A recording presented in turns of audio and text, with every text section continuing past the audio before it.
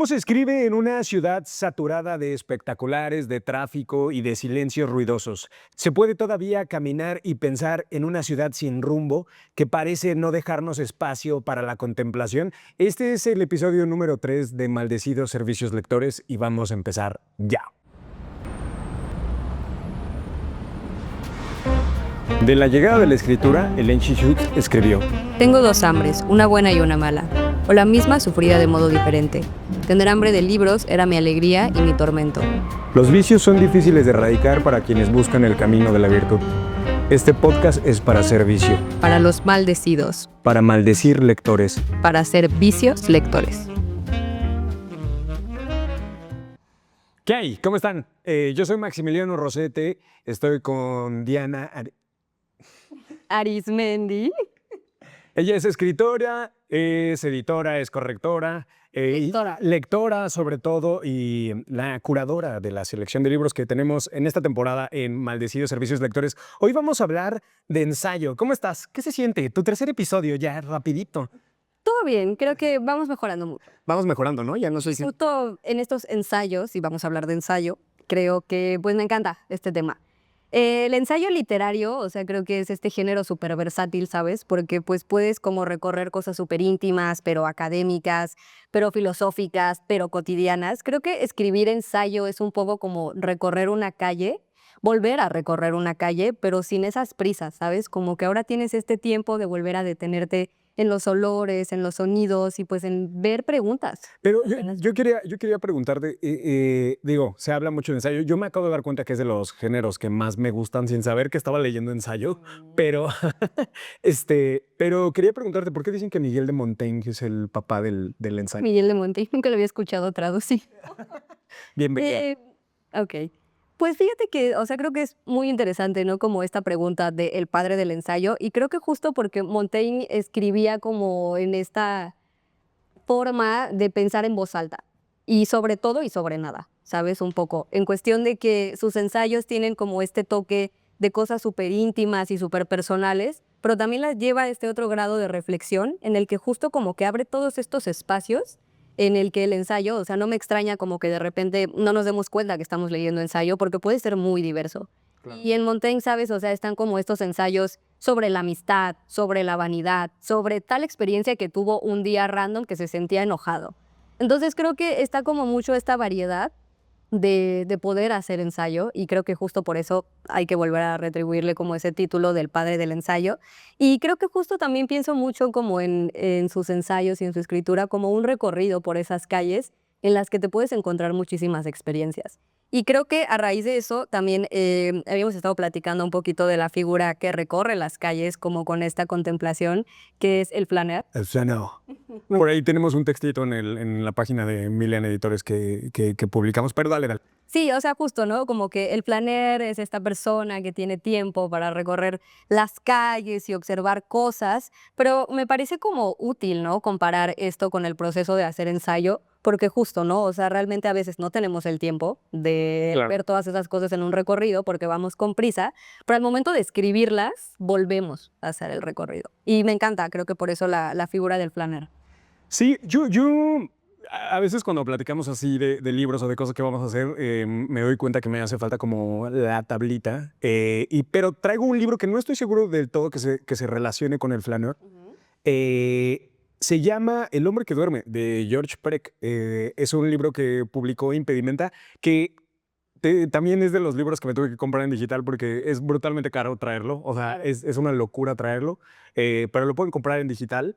Está muy interesante. Es una obra que me parece como muy existencialista. La verdad me hubiera gustado mucho leerla más como en mis 20s. Ya siento que ahorita es Porque como... tiene toda esta crisis de identidad. Sí, como que nada tiene sentido y entonces observo la calle y observo las esquinas y estoy contemplando, pero me parece increíble.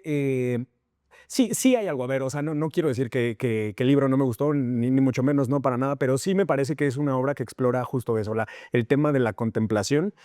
Nuestro personaje anda en una provincia francesa, está primero en París, después se sale porque pasa por un proceso, sin spoiler, porque algo ocurre en su acontecer, y luego se va a esta provincia francesa donde entra en lo que me parece que es la casa de su familia. No está muy claro si son familiares directos o algo por el estilo.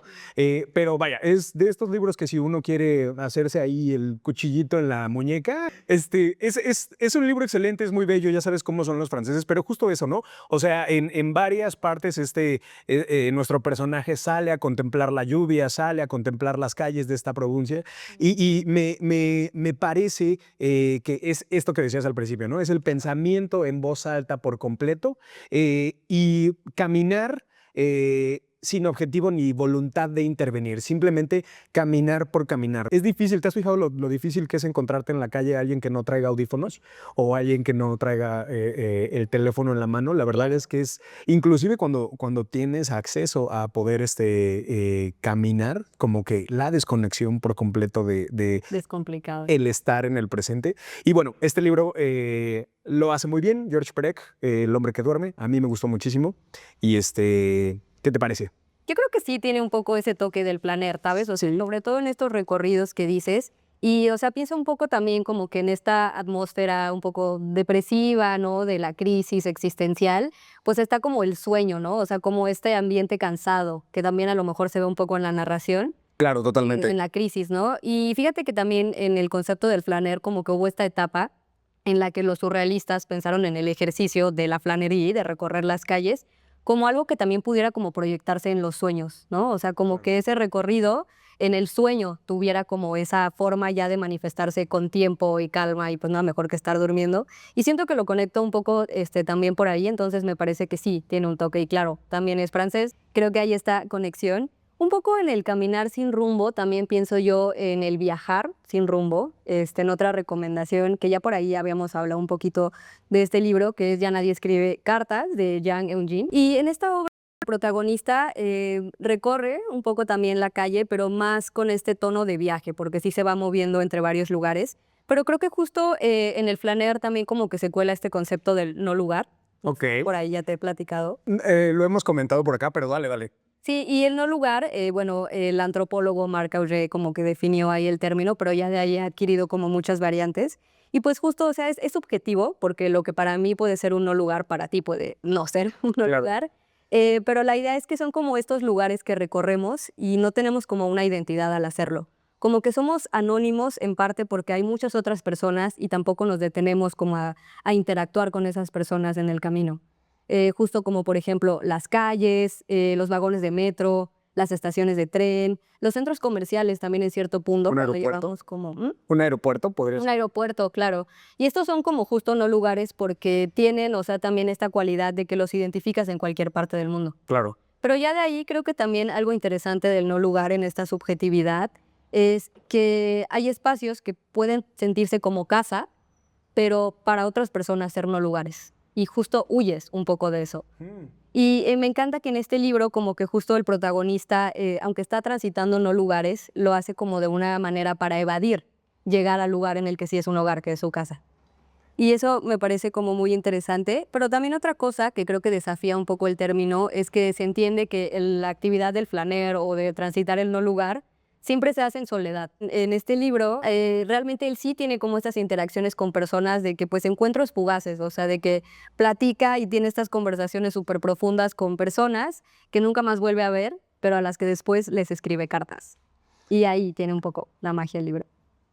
O sea, personas que se encontró en estos caminos que no conoce y que vuelve a escribirles, o más bien les escribe una carta. Sí, o sea, en esta como trama, siempre la conversación termina en que les pide su dirección, lo cual es como de repente invasivo, ¿no? Claro. Y los conoce, pero justo hay personas a que sí se las comparten, ¿no? Y que le dicen, pues sí, a ver, ¿no? Y él nunca sabe, o sea, realmente si las direcciones son reales, si las personas le dan su nombre real, pero se limita a escribir esas. Wow, qué interesante, qué potente. Imagínate si alguien te topa en la calle y te pide tu dirección, ¿se la darías? Yo no. Yo creo que no. No, pero le daría la de alguien que me cae mal o algo así. Interesante. Me gusta muchísimo. Pues otro libro con el que se me ocurre pensar en ser flaneur y sobre todo aquí en México es Papeles falsos de Valeria Luiselli, libro Gran libro. que recientemente me reventé poquito, no logré terminarlo este fin de semana, pero me encanta el ejercicio que hay detrás de analizar la ciudad, pensar la ciudad. Obviamente me refiero a la Ciudad de México. Y en este libro y en estas reflexiones hay mucho de transitar en bicicleta, ¿sabes? Es un ejercicio que yo hice muchísimo por una cosa que pasó en mi vida hace tiempo. Me quedé sin auto y me tocó andar en bicicleta. Y sin duda alguna, creo que, y ella lo dice muy bien, andar en bicicleta es acelerar el camino, el tiempo, ¿sabes? Como esta posibilidad de contemplación que está totalmente dependiente de la velocidad a la que pedaleas, ¿sabes? Claro, y también como que pones atención a otras cosas, ¿no? Totalmente, observar a las personas, a la gente, a los negocios, la contemplación de la ciudad en toda la extensión de la palabra, ¿sabes? También habla, lo pone en coyuntura con lo que es un automovilista. Quien ha sido automovilista en la Ciudad de México sabe que se está en la ciudad, pero no se está en la ciudad. Río Churubusco en hora pico seguramente es un no lugar, ¿sabes? Y también, aunque no sé si estoy del todo de acuerdo, pero por ejemplo habla de la imposibilidad de transitar caminando la ciudad. La verdad es que yo sí he tenido espacio para transitar la ciudad caminando, pero también me parece que es muy sensible para hablar de todo lo que ocurre en ese monstruo, ¿sabes? Lo que ocurre en el transporte público, lo que ocurre en tiempos diferentes en el transporte público. Claro. Y también algo que me parece muy bello ya más hacia el final de este ensayo es la comparación de la forma de la ciudad que se desborda con lo que se conoce como mancha urbana. Y es muy interesante la reflexión que hace de llamarle mancha urbana. A la mancha urbana me refiero a las zonas aledañas de la Ciudad de México, específicamente pues todo lo que colinda, ¿no? Nesan, Ecatepec, etcétera, etcétera, pero que en algún punto termina mezclándose y ya no es una mancha, ¿no? Es como un revoltijo muy extraño de clases sociales, de vialidades, etcétera, etcétera. Yo estuve en Ciudad de México andando en bicicleta y me parecía que mientras más te acercas al centro de la ciudad, ya sabes, Roma Condé, Juárez, Claro. es más fácil transitar, pero ocurre algo sobre lo que yo en algún momento le comentaba a una amiga, cómo conforme te acercas a la periferia, el respeto al transeúnte, a las personas que andan en bicicleta, a los automovilistas, inclusive entre automovilistas, se va perdiendo, ¿sabes? Claro. Y Valeria Luiselli lo hace muy bien. La verdad es que este es un libro que digo, para quien quiera repensar andar en la Ciudad de México y también en Querétaro, ¿sabes? Porque en esta época de mi vida en la que me tocó andar en bicicleta, te das cuenta de lo poco construida que está, en especial esta ciudad, para que andes en bicicleta de manera segura o para transitar a pie. O sea, Querétaro es una ciudad muy complicada para andar a pie. Pero cuando te toca andar a pie, te das cuenta que el estado de las banquetas es terrible, que el estado de las ciclovías es terrible, la educación vial Claro. es complicada. Pero bueno, como siempre, ya me fui hacia otro lado. Sí, pero justo, ¿sabes? O sea, creo que algo que me gusta mucho de este libro, que justo es ensayo, ¿no? Regresamos como a esta idea, es que tenemos como esta perspectiva en la que claro que también vemos o recorremos un poco la ciudad a través de los ojos de la autora, pero también de que te deja ese espacio para lo que tú piensas cuando recorres ese mismo espacio, Claro. ¿no? Entonces creo que justo un poco de eso se trata hacer ensayo y que ya al momento en el que aterrizas todas estas reflexiones, pues de que se va enriqueciendo mucho más, ¿no? O sea, también me gusta mucho que en Papeles Falsos, que es este libro de Luiselli, pues va mezclando referencias de otros autores y sobre todo como que también trae la figura del flaner y un poco como dialogar en qué tanto es posible hablar de este andar como práctica estética del flaner en una ciudad como la Ciudad de México. Andar como práctica estética. Exacto. Que de hecho es el título también de otro libro que te recomendé, que justo creo que trata de la figura del flaner, que es Walkscapes de Francesco Careri. Y se centra un poco más en esta figura del flaner y también tiene como trazar los mapas, como explorar los límites de esos espacios que transitamos. Sí, sobre todo como repensar el espacio como puente para el pensamiento, ¿no? Como puente pues sí, para eso, para la contemplación y para el reconocimiento del otro, pero también el reconocimiento de uno mismo. y de uno mismo en el espacio. De uno mismo en el espacio, claro, claro, me encanta.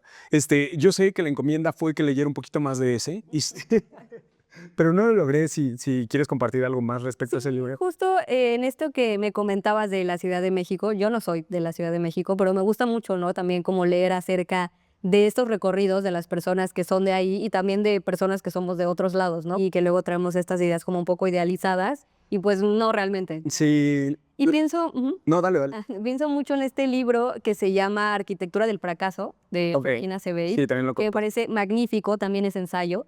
Y pues justo, o sea, como que habla de lugares muy icónicos de la Ciudad de México, pero como un poco realmente no tienen esas cualidades a las que les hemos como atribuido o de que realmente su proyecto fue un fracaso, ¿no? Y ahora muchos son ruinas, otros son ruinas habitables en esta cuestión de que ya no podemos de que visitarlos de la manera en la que estaban pensados. Y esto habla como de la Cineteca, de la Torre Latinoamericana, o sea, tiene realmente ensayos muy lindos, pero sobre todo el centro es eso, ¿no? O sea, como nosotros habitamos la ciudad, realmente. O sea, nosotros la vamos construyendo a medida que la escribimos, pero también a medida que la vemos degradarse o renovarse o hacer cosa.